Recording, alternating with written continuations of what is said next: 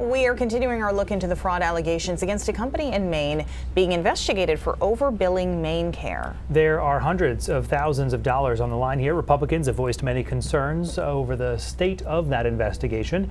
News and Maine's Costa has been digging into this case for us and joins us with another update on what he's finding.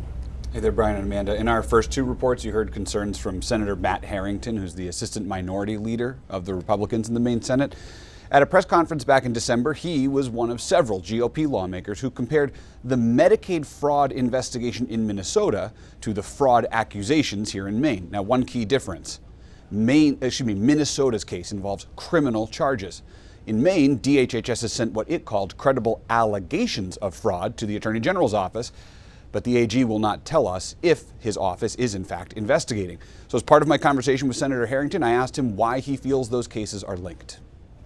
I have a career in law enforcement, so I mean, how many different nexus do you need? I mean, there's a lot of similarities. Yes, there are Somali companies in both states, but you know, I think of organized crime, and you know, is this a nationwide scheme that's going on? I think it's a fair question.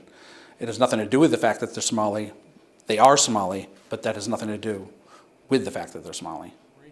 We all knew this fraud was real and happening. In December, Harrington was one of a handful of Republican lawmakers voicing their frustrations over how the state handles accusations of Maine Care fraud. Here, where there's smoke, where there's fire, where there is a correlation here between what's happening, I think is just the tip of the iceberg. They called out House Representative Decca Delac, the first Somali-American lawmaker in Maine.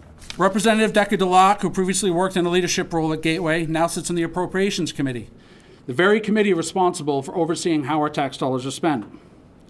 These are not coincidences, they are conflicts that demand scrutiny. Delac was also the Assistant Executive Director of Gateway Community Services Maine, the nonprofit that shares an address and a founder with Gateway Community Services, which is accused of Maine Care fraud. Delac told us she had no involvement in the Maine Care billing practices. Any accusations that I participated in illegal activities aren't just unequivocally false.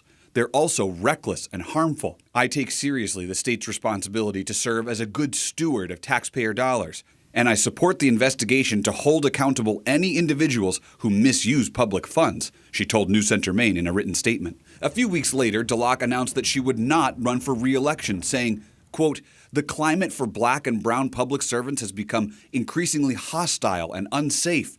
Throughout my tenure, I've experienced persistent racism, harassment, and threats." I asked Senator Harrington about the appearance of racism by focusing only on cases of fraud involving the Somali community. Critics will say that Republicans are painting Somalis with a broad brush. Some would go so far as to say that's being racist. What's your response to that? I think that's absurd. I don't care where they're from or what their ethnicity is. I'm an Irish guy. If they were an Irish family or a French family or a company rather, I would be taking this just as seriously.